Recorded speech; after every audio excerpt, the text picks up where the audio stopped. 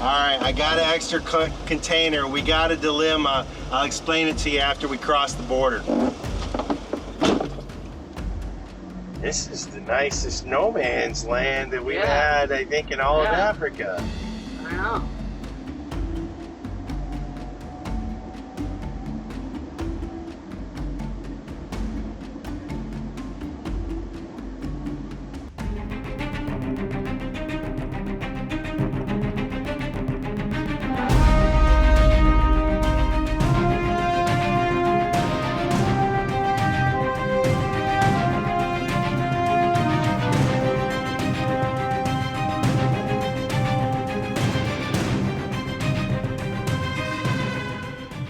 Immigration's up there, so once we get through.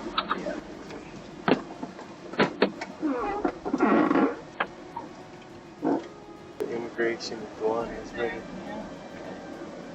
So you park right there.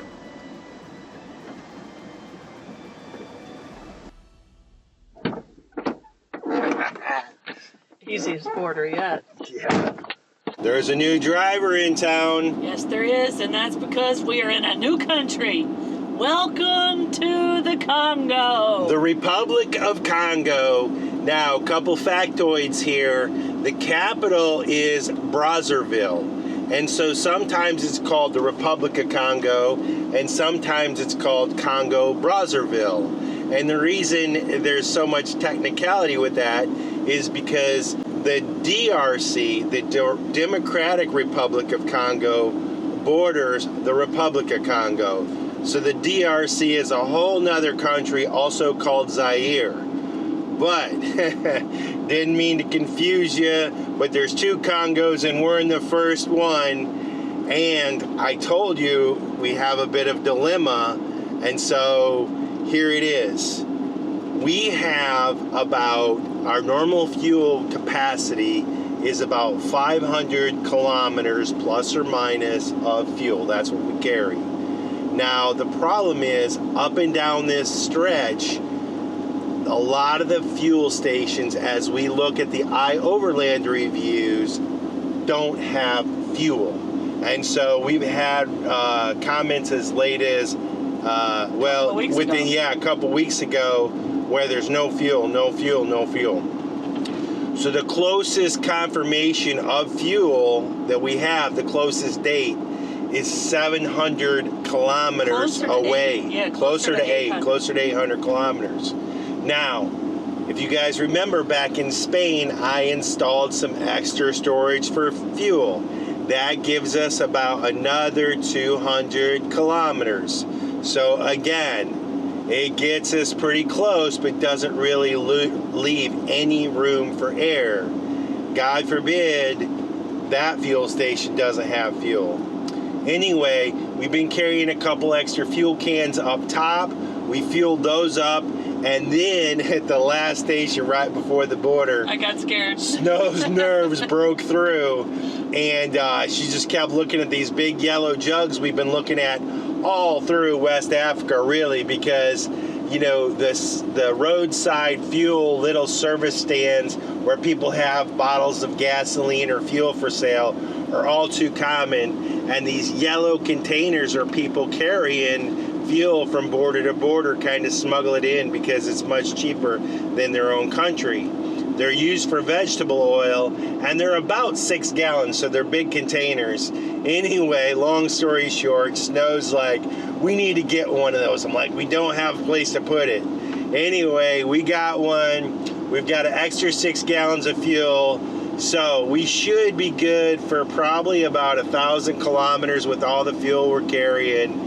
And hopefully we'll encounter a fuel station along the way that has diesel. But Snow feels better now. I feel better now that we have that backup. We're still driving conservatively, cutting the air conditioner when we can, not accelerate too fast, all the basic stuff, because fuel shortages here in the Congo are a real concern. And we've heard of people being stranded at gas stations for several days waiting on someone to show up with fuel.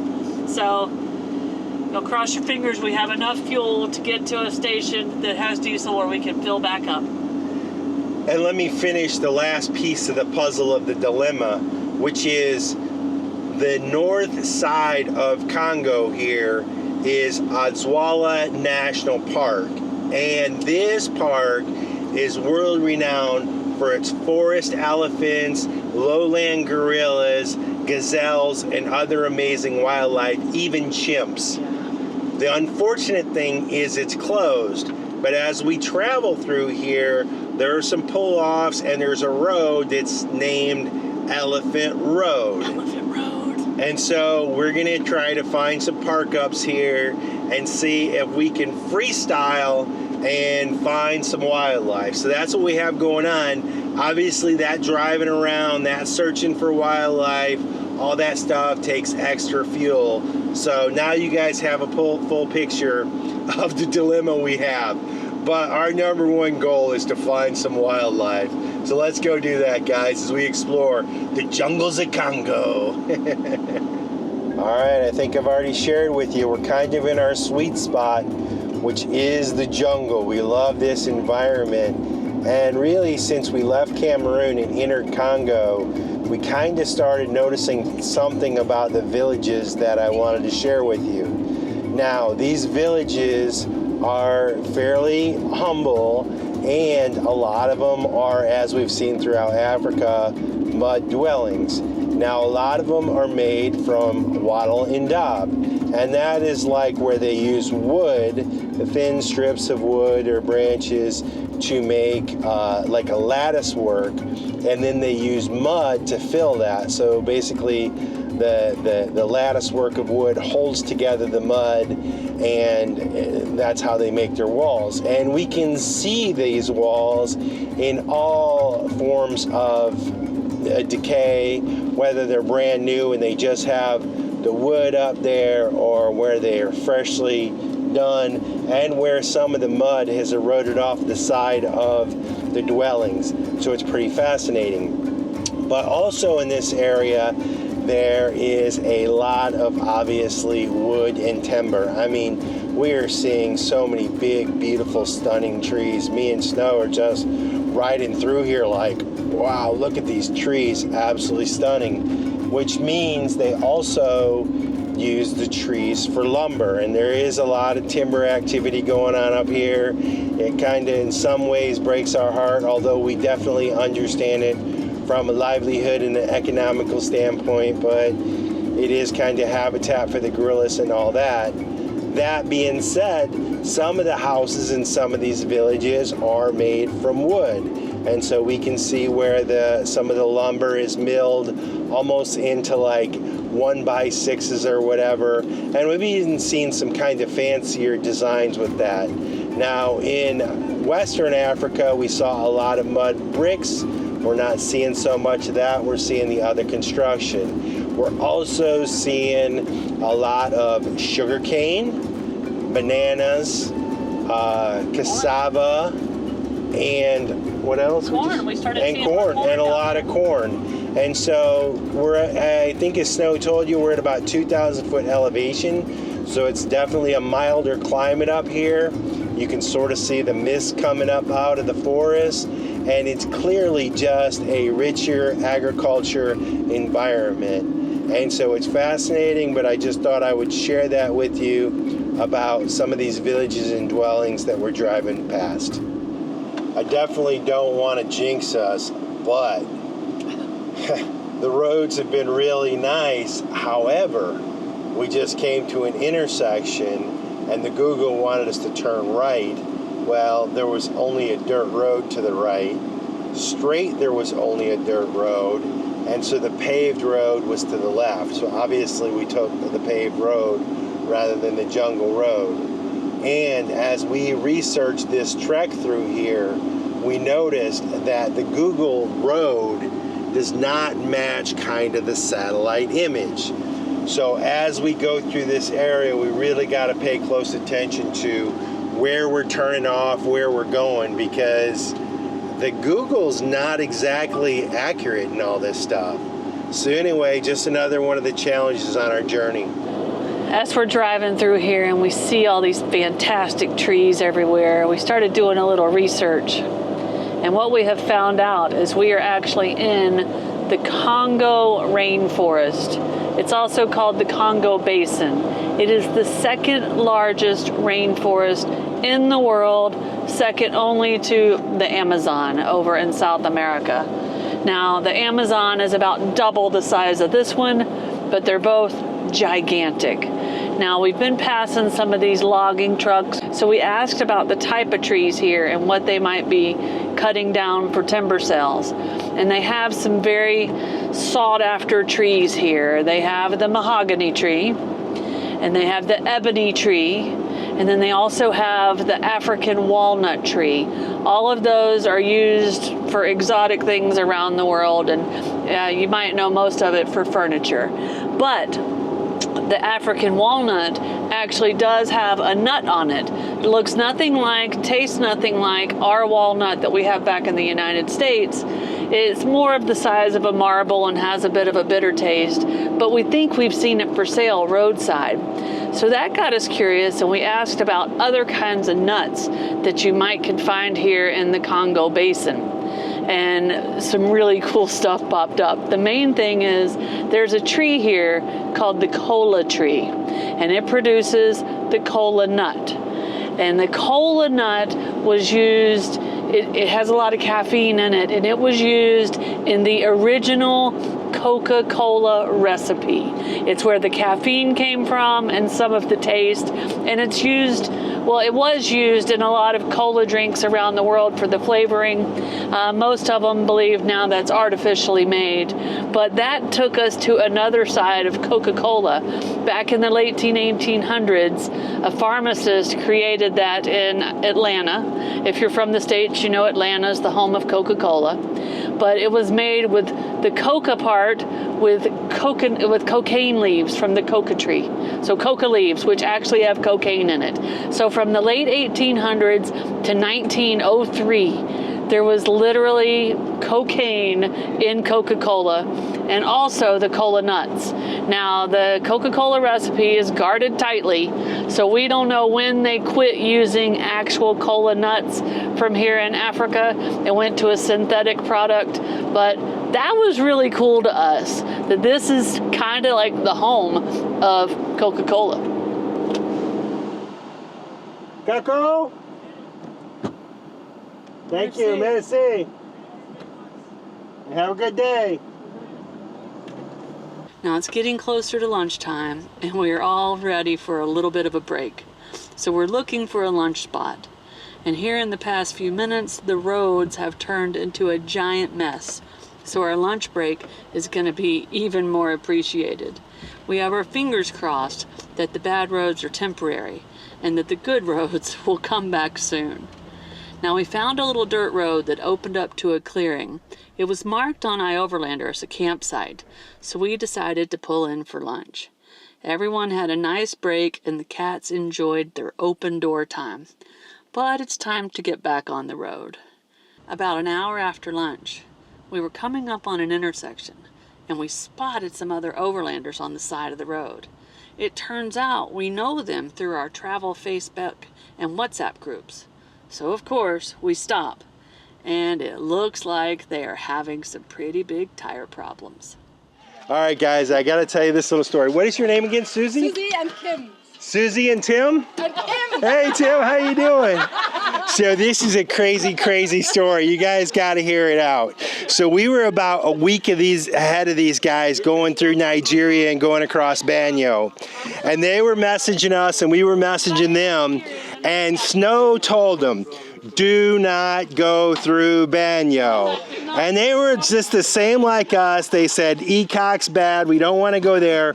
We're going through Banyo. But they said, oh, these guys have a little Sprinter van. If they can make it, look at this big rig, guys. This thing's got giant tires, four-wheel drive. Look at all that clearance. They said if they can make it, we can make it. And after talking to her for a little while now, what do you think? horrible. Never, ever again. We thought we will die. We will never get this huge rig out of Bayo or Money or wherever we were. It was like in the middle of nowhere. We broke down. We cannot recommend. And I really, I don't know, I take my hats off to you guys. We're just a little doing crazy. This. With this van, it's impossible. Well, That's good, it is. So I met these guys through one of our overlanding Facebook groups, but do you have Instagram? Yes, I need to think about it because It's okay. from- I'll put it on the screen. Yes, I'll you put will. it on the screen. They post some really cool stuff, guys. Yeah, but anyway. You can see, I think we're heavy and slow. Yes, Heavy very and cool. slow, heavy and slow and four. slow. Heavy and slow 4x4. But we were pulling up here, about to go to Odessa National Park, and turns out they had a flat tire. Snow saw their van, and so yeah, we were hanging out. We got to meet them, and it looks like they're gonna get their vehicle fixed here. Hey man, nice to meet you. You guys are crazy. Yes. I say the same to you. Super cool to run into those guys. We meet a lot of people that travel like us on our Facebook groups and some WhatsApp groups, but it's not very often you actually see one of them. And we stumbled up on them. It wasn't planned. We almost drove past them without even realizing it. But that was super cool. Now we are back on the road, driving through more of this beautiful rainforest and these villages, and we are about an hour and 20 minutes from where we hope we get to camp for the night. We'll see if we get there. It is 3 o'clock. We have made it here to our camp for the night after a long day of driving here in the Republic of Congo, including our border crossing this morning. And we'll show you that and tell you more about that in just a minute. But we thought this was a good time to pop in and talk a little bit about our map. We know a lot of people enjoy this map and we have not pulled it out enough. And quite honestly, it's just because we've been going too hard through West Africa. And we've had a lot of new people join us in Nigeria. And so we kind of wanted to go back. A lot of people don't know we traveled all the way through West Africa. Yeah. So this is a map of specifically West Africa. Up here would be Mauritania and Morocco, which we did as well. We came down from Spain and did that. And we picked it up here in Senegal. And we came down, we experienced our first African city in Dakar. And we did lots of driving through here. We found a wildlife park in here. And then we crossed into Ghana, which is a tiny little country, but we really loved it, didn't we, Curt? Well, actually, that's the Gambia. Oh, that's what I meant. Sorry. And the Gambia was a small little trail. But right before we crossed into Gambia, we did this awesome little safari place. And that was cool because that was one of our first brushes with wildlife. And we came out through the Gambia and we saw the chimps on in the Gambia Monkey River. Island out here somewhere. It was fascinating. And the people of the Gambia are always smiling. Yeah. The smiling coast. The smiling coast Yep. and English-speaking country. Yeah, and then you have to cross back into Senegal for a little bit, but we were beelining it to Guinea. Now we skipped Guinea-Bissau for those that are curious, and we crossed straight into Guinea, and that is when we had a terrible time, isn't it, Curt? And just outside of Kundara was where we had a major catastrophe. We blew our turbo and our were stranded engine. on the side of the road.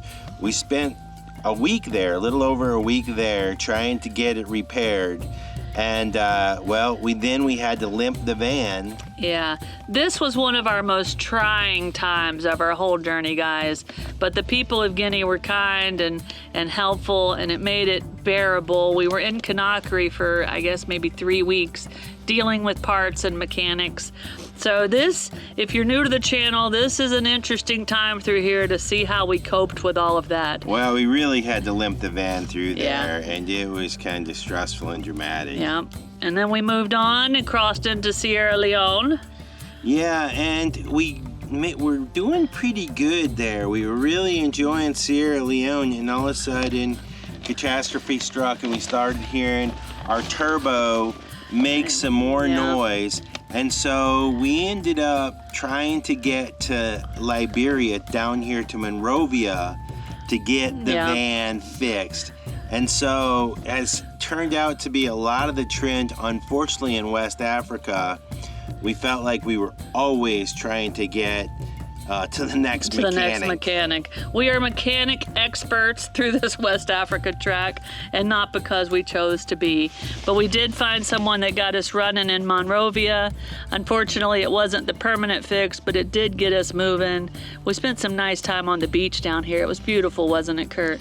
It was really nice, and also we turned up in Liberia and we had another remote border crossing into the Ivory Coast.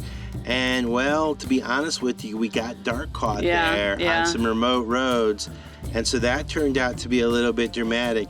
But also, more engine problems revealed themselves as we crossed the border, and so we found ourselves in another race across Ivory Coast to another mechanic in Abidjan. Yep, and once again, not the permanent fix, but got us running again. In Abidjan, we had to pick up quite a few visas, including one of the hardest to get for Ghana. And we made some nice friends there. Yes, we did. At a little bed and breakfast. Yeah, it was nice. So let's turn this little map over and pick up over here in Ghana. And so from Abidjan, we went up and we crossed into Ghana, and we stayed along the coast. We stayed with those beautiful palm trees at some nice campsites, and then to the city of Accra for more visa business, right? Yeah, chasing mechanics and chasing embassies for visas and stuff like that. But here we did get to enjoy West Africa a little bit. We kind of headed north up by Lake Volta. The baby monkeys. And we saw the baby monkeys. We also saw some baboons on the road up there, but the highlight was definitely the little monkeys. Yeah, they were so cute. Before we climbed up into the mountains and back down to the coast to cross into Togo. Yeah, and we just drove straight through Togo. We had some visa delays, but we didn't really do anything. By now, to be completely honest, guys, we're getting pretty tired because the West Africa route is tough. So we went into Benin, where we found another mechanic, and we had to do more visa things, so we moved into a hotel for several days. Before we made the big cross into Nigeria. Which we loved Nigeria. We loved the people, but to be completely honest, this first few days was not that we were ever afraid, guys. It was more overwhelmed, a culture shock. It's just a different lifestyle there. But we started to, I guess the word calm down or adjust to it started to happen. And then we got up here into the rural parts. Yeah, and down here in Lagos, which, by the way, is not the capital. Yes, we know now. Sorry. There was a lot of police and military activity and a lot of population, which is why it was kind of intimidating and unknown to us. And what a lot of people don't realize is due to the mechanical issues we had earlier on, we were really under pressure to get through the next border crossing from Nigeria to Cameroon before rainy season. Yeah. In rainy season, our border crossing was literally impassable. So we needed to beat rainy season, which is why we just drove and drove and drove. Yeah, and this section right here that I just drew, that was the 3 days of the infamous Banyo border crossing, which we have declared was definitely the worst mistake we have ever made in van life, of choosing to do that in our van. We should have taken the ECOC border, even though it came with military escorts and some danger, because this was really hard on our van and on us. But we finished that. We made the rest of the drive to the city here, and then we drove down, and it's not on our map. Our map ends there. We stayed in an Airbnb for a few days at Yaoundé before heading on to the Congo border. Yeah. And now our maps, unfortunately, do not cover the Congo border. It doesn't pick up again until we get closer down to Namibia and Angola. So we'll have to show you here a little bit on our world map. So right here is the city of Yaoundé, and we crossed the border not into Gabon. We skipped that. That's a difficult visa and one we just weren't up for the fight and the delays that came with that. So we came up here and we crossed into the Congo, and right now I would say our camp is probably about right there.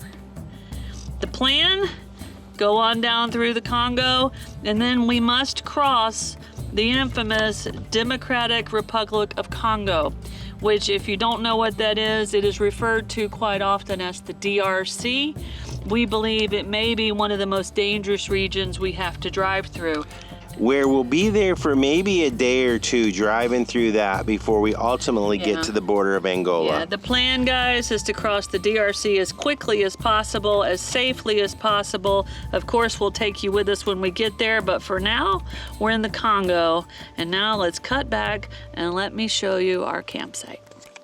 We made it to a spot actually about 30 minutes before we wanted to camp. And it is the national park that we thought was closed, but the gate was open. So we pulled in, and the nice guards let us know that tomorrow morning at 6 a.m., the park opens back up, which is amazing news. But what is even better is they're gonna let us stay right here at the front gate. So we're safe, we're secure, and we're right by the national park that we thought was closed. To top all that off, well, first of all, Kurt's putting a little bit of gas in. Not all of our spare gas, just some of it, because we know we're gonna need that. But right across the street, right over there, right away, we saw monkeys in the trees. Now they're in the distance, and I barely got them on the big camera. But I can't think of a better time to wind this video down. We will see you guys in a few days right here at an epic national park in the Congo. Welcome to Adwala. If you liked this video, be sure to hit that thumbs up button. It really helps us a lot. And if you want to see more of our videos, be sure to subscribe to our channel and hit that notification bell so you know when new videos come out. We'll see you guys in a few days from somewhere out here in the world. Cheers.